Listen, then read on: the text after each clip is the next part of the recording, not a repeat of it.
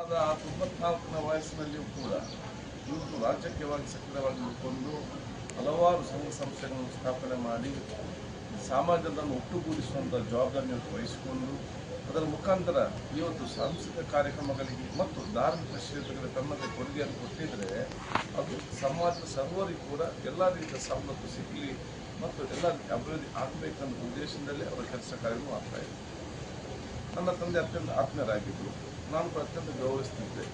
ನಾನು ಒಂದು ವರ್ಷ ಅವರ ವ್ಯಕ್ತಿತ್ವದಲ್ಲಿ ಒಂದು ಜನಪ್ರತಿನಿಧಿಗಳು ರಾಜಕಾರಣಿಗಳು ಕಾಣಬೇಕಾದ ಅಂಶ ಯಾವುದಂತ ಹೇಳಿದರೆ, ಎಷ್ಟೇ ಸಮಸ್ಯೆ ಯಾವುದೇ ಒಂದು ವಿಚಾರ ಇರಲಿ, ಎಷ್ಟೇ ಜಟಿಲವಾದ ಸಮಸ್ಯೆಗಳು, ಎಷ್ಟೇ ಇವತ್ತು ಕಷ್ಟಕರ ವಿಚಾರಗಳನ್ನು ಯಾವುದೇ ಒಂದು ಪ್ರಸ್ತಾವನೆ ಮಾಡಿದಾಗ ಅಥವಾ ನಾವು ಚರ್ಚೆ ಮಾಡಿದಾಗ ಒಂದು ಮಗುನದ್ದು ಮತ್ತು ಕಾಲು ಈ ಎರಡರ ಮುಖಾಂತರ ತನ್ನೆಲ್ಲ ಪರಿಹಾರಕೊಂಡಂಥ ವ್ಯಕ್ತಿತ್ವ ಇದು ಯುವ ಜನಾಂಗ ಮತ್ತು ವಿದ್ಯಾರ್ಥಿ ಸಮುದಾಯ ಹಾಗೂ ಯುವ ರಾಜಕಾರಣಿಗಳಿಗೆ ದೊಡ್ಡ ಮಟ್ಟದಲ್ಲಿ ಅವರ ಸಂದೇಶ ಅಂತ ಹೇಳಲಿಕ್ಕೆ ನಾನು ಇವತ್ತು ಬಯಸ್ತೇನೆ. ಶಾಸಕರಾಗಿರೋದ್ರಲ್ಲಿ ಇವತ್ತು ಸಂತಾಪ ಸೂಚಿಸೋದು ಮತ್ತು ನಮ್ಮ ಅತ್ಯಂತ ಹಿರಿಯ ಶಾಸಕರಾಗಿದ್ದಾರೆ. ಆದ ಕಾರಣ ನಾವು ಇವತ್ತು ಏನು ನಾವು ನಿಗದಿಪಡಿಸಿದ್ದೇವೆ 10 ಗಂಟೆ ನಾವು ಪ್ರಾರಂಭ ಮಾಡಲೇಬೇಕು. ಅಧಿವೇಶನ 10 ಗಂಟೆಗೆ ನಾವು ಪ್ರಾರಂಭ ಮಾಡಿ ಹಿರಿಯ ನಾಯಕರಾಗಿರುವಂಥ ಶಾಮಶಿವಶಂಕರಪ್ಪ ಅವರ ಫಲಿತಾಂಶಕ್ಕೆ ಸಂಬಂಧಪಟ್ಟ ಹಾಗೆ ಇವತ್ತು ನಮ್ಮ ಸಂತಾಪ ಸೂಚನೆ ನಿರ್ಣಯವನ್ನು ಮಂಡಿಸಿ ಅದು ನಮ್ಮ ಮುಖ್ಯಮಂತ್ರಿಗಳು, ಪ್ರತಿಪಕ್ಷ ನಾಯಕರು, ಮಂತ್ರಿಗಳು, ಶಾಸಕರು ಕೂಡ ಮಾತಾಡಲಿಕ್ಕೆ ಇದ್ದಾರೆ. ತದನಂತರ ಸಂಜೆ ಇವತ್ತು ಅಂತಿಮ ಸಂಸ್ಕಾರಕ್ಕೆ ಭಾಗವಹಿಸಲಿಕ್ಕೆ ಎಲ್ಲ ಹಿರಿಯ ನಾಯಕರು, ಜನಪ್ರತಿನಿಧಿಗಳು, ಶಾಸಕರು ಭಾಗವಹಿಸುವಂಥ ಇಚ್ಛೆ ಇದ್ದ ಕಾರಣ ನಿಗದಿತ ಸಮಯದಲ್ಲಿ ಅದನ್ನು ಮುಗಿಸಿ ಅಲ್ಲಿಗೆ ಹೋಗುವಂಥ ಅವಕಾಶ ಮಾತಾಡ್ತಾರೆ. ಅವರ ಆತ್ಮೀಯತೆ ಶಾಂತಿ ಸಿಗಲಿ, ಅವರ ಜೀವನ ಎಲ್ಲ ಯುವ ಜನಾಂಗಕ್ಕೆ ಮತ್ತು ಯುವ ನಾಯಕರಿಗೆ ಒಂದು ಸಂದೇಶವಾಗಲಿ, ಅವರ ಅಗಲುವಿಕೆಯನ್ನು ತಡೆಯುವಂಥ ಶಕ್ತಿ ಅವರ ಅಭಿಮಾನಿ ವರ್ಗದವರಿಗೆ, ಅವರ ಕುಟುಂಬಸ್ಥರಿಗೆ ಪರಮಾತ್ಮ ನಾನು ಕೂಡ ಪಕ್ಷದ ಒಬ್ಬ ಅತ್ಯಂತ ಹಿರಿಯ ಮುಖಂಡ ಮತ್ತು ಶಿಕ್ಷಣ ಕ್ಷೇತ್ರದಲ್ಲಿ ಮತ್ತು ವಾಣಿಜ್ಯ ಕ್ಷೇತ್ರದಲ್ಲೂ ಕೂಡ ಭಾಳ ದೊಡ್ಡ ಹೆಸರಾಗಿರ್ತಕ್ಕಂಥ ಶಾಮಶಿವಶಂಕರಪ್ಪ ಅವರು ಅಗಲಿ ಹೋಗಿರ್ತಕ್ಕಂಥದ್ದು ಒಂದು ಬಹಳ ದುಃಖಕರವಾದಂಥ ಒಂದು ವಿಷಯ. ಅವರ ಒಂದು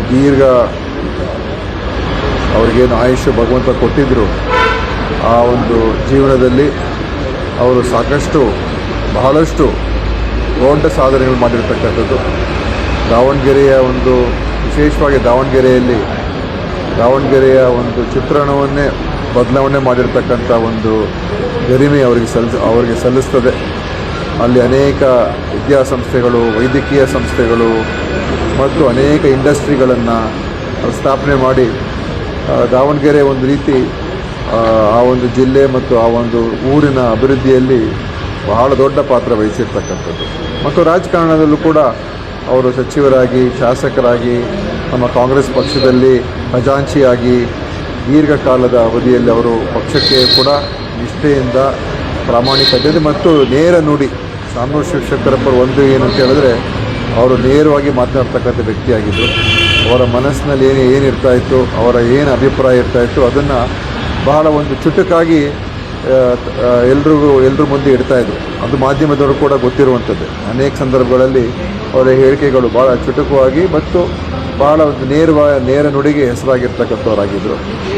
ಅದರಿಂದ ಖಂಡಿತ ಅವರ ಒಂದು ಅಗಲಿಕೆ ನಮಗೆಲ್ರಿಗೂ ನೋವಾಗಿದೆ.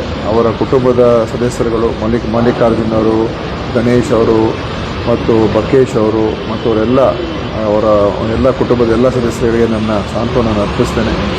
ಇವತ್ತು ಅವ್ರದ್ದು ದೊಡ್ಡ ಒಂದು ಶಕ್ತಿ ಇವತ್ತು ನಾವು ಕಳ್ಕೊಂಡಿದ್ದೇವೆ. ಆದರೆ ಅವರ ಜೀವನದಲ್ಲಿ ಅವರು ಬಹುಶಃ ಒಂದು ತೃಪ್ತಿಕರ ಜೀವನ ನಡೆಸಿದ್ರು ಅಂತಲೂ ಕೂಡ ಹೇಳ್ಬೋದು. ಅವ್ರು ಏನೇನು ಮಾಡಬೇಕು ಅಂತ ಇದ್ದರು, ಅವ್ರು ಏನೇನು ಕನಸನ್ನು ಕಂಡಿದ್ದರು, ಅವರ ಕುಟುಂಬ ಎಲ್ಲ ರೀತಿಯಾಗಿ ಬೆಳೆದಿದೆ ಮತ್ತು ಅವರು ಎಲ್ಲ ಸಾಧಿಸಿದ್ದಾರೆ. ಅದರಿಂದ ಒಂದು ಪರಿಪೂರ್ಣವಾದಂಥ ಜೀವನವನ್ನು ನಡೆಸಿರ್ತಕ್ಕಂಥ ವ್ಯಕ್ತಿ ಅಂತ ಹೇಳಿದ್ರೆ ಶಾಮಶಿವಶಂಕರಪ್ಪ ಅವರು. ಅದರಿಂದ ಅವರ ಆತ್ಮಕ್ಕೆ ನಾನು ಸಾಂತ್ವನವನ್ನು, ಶಾಂತಿಯನ್ನು ಕೋರ್ತೇನೆ.